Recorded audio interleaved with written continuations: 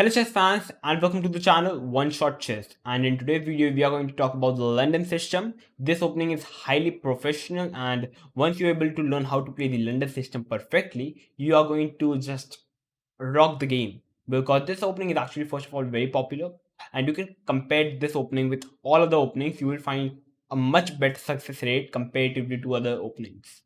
That is the reason I've decided to make a video on it, and this opening is first of all best for all the positional players, all the attacking players, and if you are a defensive player, I must tell you that you must try to play this opening. Even if you are a defensive player, you should try to switch your style, because after learning the opening, I think you're going to simply win every game. And first of all, there are players who tells us that this opening is very boring, but if you're winning the game, there is no problem. So let's check out this very interesting opening, the London system, because every chess player wants to learn how to play the London system perfectly.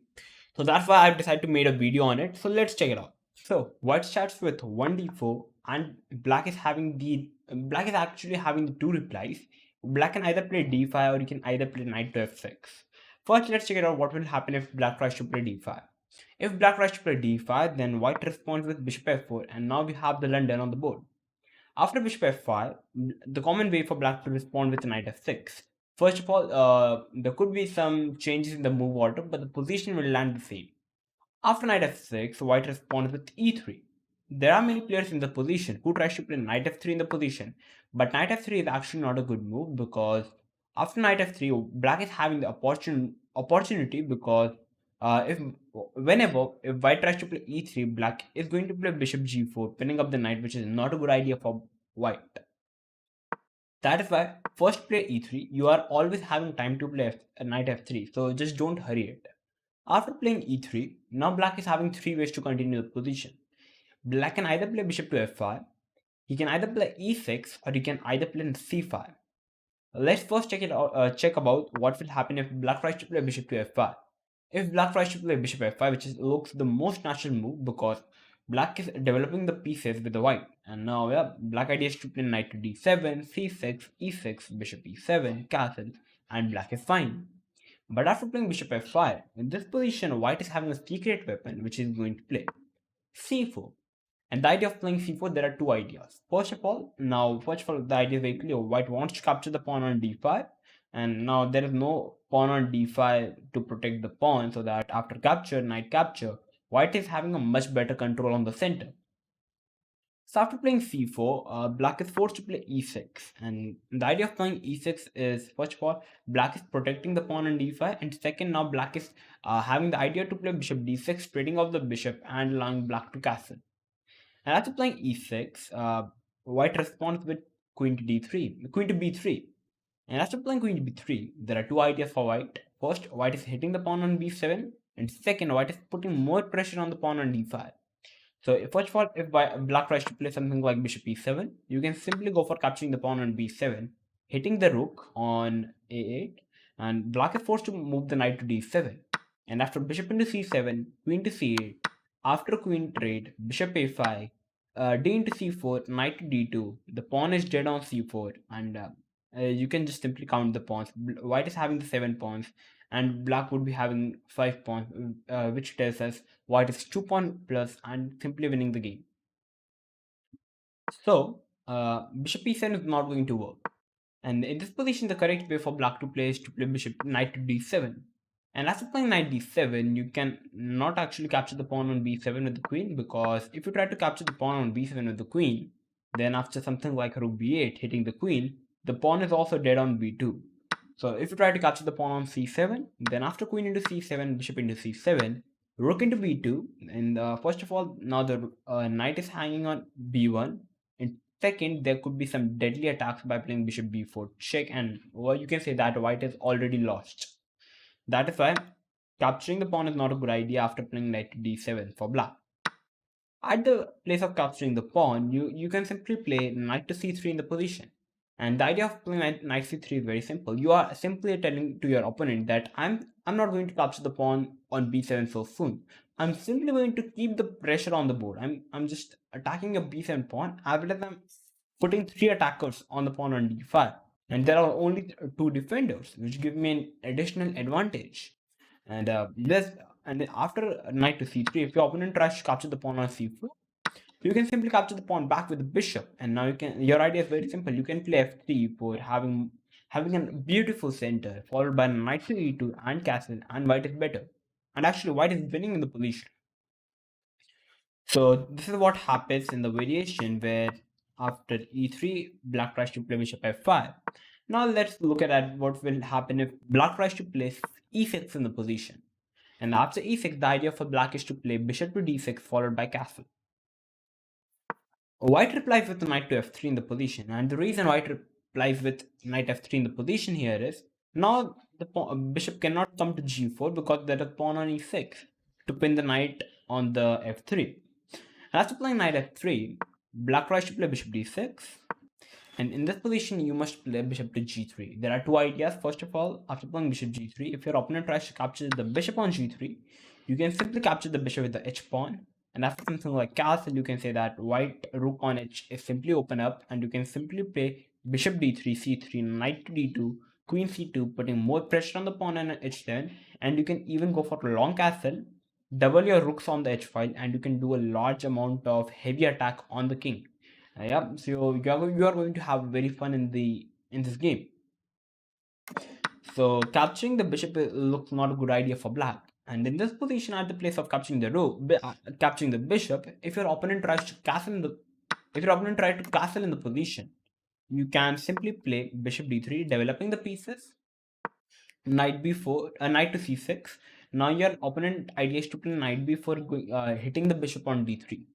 So you are going to play c3, and this is basically, you can see, this is the main setup in the London system, because we basically create a pyramid like pawn structure, which helps white to cover all the dark squares basically, and which actually benefit white a lot. And after playing c3, if I make a random move like bishop to d7, we have knight to d2, we have queen to e7. And after playing queen to e7, in this position on the move number 8, black is already ready to push the pawn to e5. And once black is able to push his e pawn successfully, then white is going to face a large amount of problem, because then black would be able to equalize the position. For example, if white tries to castle in the position, we have e5, and after d5, knight e5, knight e5, bishop e5, queen e5, or every piece have got rated, and now it's an equal position, which is very good for black, because in the start of the game, white is already having an edge. So castle doesn't look a good move. So whenever your opponent got the opportunity to try to open up the position with e5, you should always try to stop that attack by simple playing knight to e5, or putting some of your piece on the square, so that your opponent will not be able to open up his position. So after playing knight to e5, after something like a6, a random move I'm making, you can simply go for castle in the position now, because in this position the bishop cannot capture the bishop.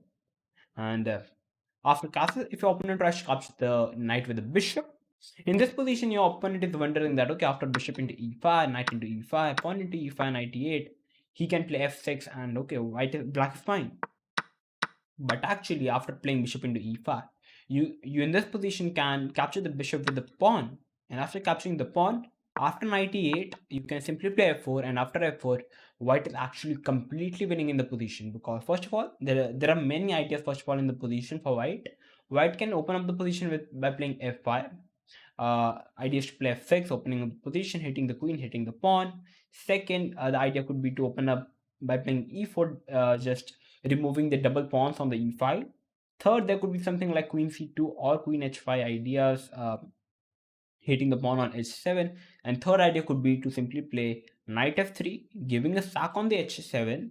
And after king into h7, knight g5 check, queen is coming on h5. It's game over for black, game over. So these are the ideas after f4. There are many ideas actually. So I think you would be able to perfectly play the position. So this is what happens if your opponent tries to play e6 in the position. So we have covered the e6 variation. Now let's talk about what will happen if black tries to play c5, because c5 is actually one of the most, you can say, play played position which lands in the London system. I actually personally play this position. So after playing c5, white responds with knight f3. We have queen to b6. Actually, after playing knight f3, black is having two options. Black can either play knight c6, or he can either simply directly play queen b6.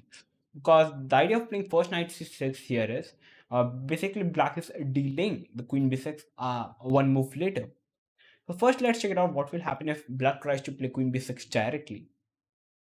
If black tries to play queen to b6 directly, then white can first continue the position with knight to c3. And many of you and your opponent would be wondering that why we are hanging a pawn on b2. If you try to capture the pawn on b2, then we can simply play knight to b5 in the position. And now white is already preparing to play knight c7 check and get the rook on a8. So black is forced to play knight to a6, covering the square on c7. But after playing knight s6, we can simply play rook b1, hitting the queen. The black queen is forced to capture the pawn. After rook a1, the black queen is forced to go on b2. And now comes the legendary move, rook into a6, simply capturing the knight. B into a6, knight c7 check, king to d8, and in the position, white is actually having many moves in the position. You can either simply go for capturing the rook, or you can either, I think, a much better move for white is to play knight to g5. You are simply hitting the pawn. If your opponent tries to defend the rook, you can simply capture the pawn on f7, and after something like king to d7, knight check, your opponent cannot capture the knight because after knight d3 check, it's a check, the queen is dead. So if your opponent tries to play something like king to d8 in the position, you can simply play knight to c6 check, king to d7, capture the rook, queen takes, and after queen a1, queen a4 is already very and already lost in the position. So these could be the ideas. So this is what happens if black tries to capture the pawn directly on b2. And if your opponent tries to first play knight to c6, delaying queen b6, then after playing knight to c6, you can simply play knight to d2. And you can just check out the games of Nihal Sarin. I think you must have heard the name of Nihal Sarin. He's you can say, a youngster from India. And you can say London system is the favorite opening he's having from the white side. And he likes to play knight to d2 in this variation. You can just check out his games and you will find, I think, mostly knight d2 moves played by him. After knight d2, if black tries to play queen b6, now we are going to capture the pawn on c5. And after d to c5, black is having two options. He can either go for capturing the pawn on c5, or he can either go for capturing the pawn on b2. If he tries to capture the pawn on b2, which looks the most natural move, then we are going to simply play rook b1. And now black is having the two options. He can either play queen c3, or he can either go for capturing the pawn. If he tries to play queen to a2, capturing the pawn, being greedy, then simply play bishop b5. And after playing bishop b5, white idea is very simple. First of all, white is a pawn down. But second, white can simply castle and he can simply play c4, opening up the position. Even knight d4 is already very deadly. The knight cannot kill the knight because the knight is pinned. And if I talk about the black position is just all crammed up. Every piece is on the last rank, and the queen is only on the the second rank, which is having the probability to get trapped on the white area. I think it's going to be a very fun game for the white side. And if your opponent tries to play queen c3, you can still play bishop to b5. After queen into c5, after castle, it doesn't matter what your opponent plays. You can simply play c5. If your opponent tries to play a6, first of all, you can simply go for capturing the knight. And after queen into c6, c4 is already very deadly for black. If your opponent tries to capture the pawn, you can simply play knight e5, hitting the queen, hitting the pawn, and I think white is having the handle of the car, and he's going to drive the car. And what I meant by here is that black pieces are all crammed up, and white is the one to attack in the whole game. So you got the opportunity, and if you are a great attacker, then I think you are going to simply win the game. So this is what happens if your opponent tries to play queen to c6 in the position. If your opponent after d into c5, if he tries to capture the pawn on c5 with the queen, you can simply play a3 in the position, and the idea of a3 is very clever. White wants to play b4, hitting the queen, followed by c4, gaining more space on the queen side. And after capture bishop into c4, white can simply castle, and white is having actually a harmonious position. First of all, white is having the more space on the queen side. Second, his all pieces have been successfully developed. He can simply castle, whereas black pieces haven't developed at all. He just moved his queen. I think I don't know many times, so I think it's going to be a bad time for black. And in this position, white is actually equal in the material. So I think it's a better version than before. Not being a pawn down, but having a much better position. If after a3, if your opponent tries to play a5, you can simply play c4 directly. And after playing c4, you can simply capture the pawn. You can play rook c1, hitting the queen. If your opponent tries to capture the pawn after bishop into c4, I think it's already winning for white. You can play rook c1. There are ideas to sacrifice the bishop. You can castle. You can play something like knight to g5, putting more pressure and something like that. So these are the ideas. If your opponent tries to capture the pawn, or you can even capture the pawn on b2. I have discussed every option your opponent tries to play on d5. So now let's check it out. What will happen if at the place of playing d5, if your opponent tries to play knight f6? Uh, Perhaps your opponent can be turned out to be a King's Indian player. And if you don't know how to play the King's Indian perfectly, I think you're going to face hard time. After playing knight f6, you're going to play bishop to f4. And after we have g6 in the variation because now we have the King's Indian. After playing g6, the common way in the queen's gambit is to play c4, and we have knight to c3, e3. So sorry, not e3, but we have e4, knight f3, bishop d3, castle, or perhaps white sometimes go long castle. But after g6 in the London, we are going to play knight to c3. And after playing bishop g7, we are going to play e4. White idea is to play e5, so black stops it by playing d6. Now we are going to play queen to d2. And the idea of playing queen d2 in the position here is, now white is planning to play bishop to h6, straight off the field shot to bishop, the key bishop from the black. And the idea for white is to very simple. White can long castle. He can play f3, g4, h4, followed by h5.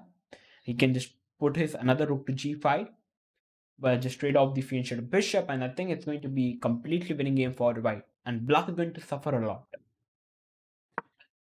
So first of all, if after knight to c3, if your opponent tries to play d5, after d5 you can simply continue the game with with e3. After bishop g7, as the position is locked in the center now, so there is no meaning for the bishop to be on g7. It's a completely bad bishop on g7. So I think you can simply continue the game after something like you can actually play h4 in the position, because h4 is actually a very interesting variation. If your opponent tries to castle, you can play h5. After knight into h5, we have rook into h5, capture queen into h5, and after queen into h5, there comes actually very deadly moves, many moves for white to win the position. Although it's an exchange sacrifice from the white side, white can simply play bishop d3. It's a checkmate. Second, white can simply play knight f3, knight g5. Actually, there are many attacks from the white side, and I think there is no way for black to continue the position. White is simply going to crush the position. Even after being exchanged down, the agent shows that white is having the advantage of plus 1.5, which just clearly shows that white is winning in the position. So this could be a very interesting attack. You can simply play with h4, h5. You must go for it. You must go for it. You must give it a try. So we have covered the King's Indian defense variation. So now let's talk about the last variation where black tries to play c5, and actually it is, you can say, not the most playable, but it is actually the most irritating move from the white side. But after playing c5, you can play d5, queen b6. Now black is simply going directly for the pawn on b2. And playing something like queen c1 is not a good idea, because simply the d5 pawn is hanging. And pushing the pawn on b3 is not a good idea, because it makes our dark squares very weak, which is not a good idea for white. But after queen b6, white is simply going to play knight to c3, queen into b2, capturing the pawn, and now we have bishop to d2 back, protecting the knight. And now white idea is very simple. Now white wants to simply play rook b1, hitting the queen, which is going to be a very trouble for black. So it's better for black to just run away with his queen. So the most natural move looks to play queen to b6, running away the queen. We have e4 by white, and after e4, if your opponent tries to play d6, most natural move, we have f4. And after f4, white idea is to play knight f3. He's having, first of all, white is a pawn down, but being a pawn down, he's having the king side majority. And actually, not a king side majority, but he's having much more pressure on the center. And after playing f4, he can play knight f3, bishop d3, short castle, and he can open up the position with e5. And I think if black doesn't know how to play the position correctly, white is simply going to crush the game for the black. And they usually the b2 pawn is usually for white is known as the poison pawn, because there are many times black goes for capturing the pawn, but yeah, the reason poison pawn is named because there are many cases that after capturing the pawn on b2, black doesn't know how to play the position accurately, and yeah, you can simply win the game. But in the high level, okay, you must have a high level of preparation. But if you are not a like that GM like of player, then I think you can simply go for it. And at the place of d6, if your opponent tries to play e5, you can play a4 in the position, grabbing more space on the a5. If your opponent tries to play something like a5, stopping the a5, you can simply play f4. If he tries to capture the pawn, simply play e5. The knight is trapped. And if he tries to play d6, protecting the pawn, simply play knight f3, putting more pressure. And I think after knight bd7, simply play bishop b5, pinning up the knight. The pawn is hanging. It's already better for white. Even if your opponent tries to capture the pawn after bishop into f4, it's already winning for white. Everything is hanging actually. White can actually, after castle, he can simply play e5, opening up the position. Black is game over. Game over for black basically. So I think I must have covered every variation in the London system. After d4, first of all, if I give you a quick revision, black is having the two options, d5 and knight f6. After c4, bishop f4, knight f6. After e3, black is having the three options. He can play e6, bishop f5, or he can play c5. After d4, if your opponent tries to play knight f6, you can play bishop f4. Black is having two options. Black can play g6 or c5. If your opponent tries to play king's Indian, you must remember on the move number 2, if your opponent tries to play g6, you must play knight to c3. And here your opponent having the two ideas, he can play d5 or he can play bishop g7. If bishop g7, then simply play e4, d6, queen d2. Trade the bishop, long castle, f3, g4, h4, h5. You are going to win. And if your opponent tries to play d5, having basically a Grunfeld like of structure, then we have e3, bishop g7. The bishop on g7 is simply a waste piece because it's a block position. So the fianchetto bishop is of no work. You can simply continue the position with h4, short castle. You can simply give a exchange sacrifice. You can simply bring the knight, the bishop. You can long castle, you can put the other rook to h1. You're going to simply checkmate the black king. And if at the place of g6, if your opponent tries to play c5, then you can simply play d5, advancing the pawn, queen b6, knight c3, capturing the pawn. It's the sacrificing a pawn, but it leads to a very interesting position where you are having a very interesting center. So this is all for this video. I think this video must have helped you a lot. If this video helped you a lot, then make sure to like the video, share this video with everyone, and make sure to subscribe to channels, because I'm going to come up with these interesting videos like this. So till then, stay tuned and keep watching One Shot Chess.